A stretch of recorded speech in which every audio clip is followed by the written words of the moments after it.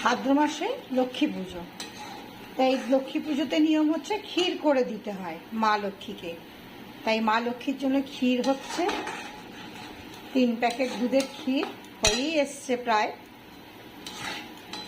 মা লক্ষ্মীর দয়াতে যেন কাল ভালোভাবে পুজোটা করতে পারি। আর তাল দিতে হয়, তাই এই ক্ষীরটা করে রাখলাম, তালও এনে রেখেছি। আর কালকে পুজোর সব জোগাড় হবে। শুভ দুপুর, সবাই ভালো থাকবেন, পাশে থাকবেন, লাইক কমেন্ট শেয়ার করবেন।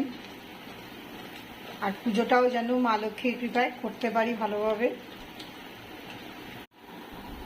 ক্ষীর ঢেলে দিয়েছি, এটা রেখে দেবো কালকে মা লক্ষ্মীর কাছে দেওয়ার জন্য।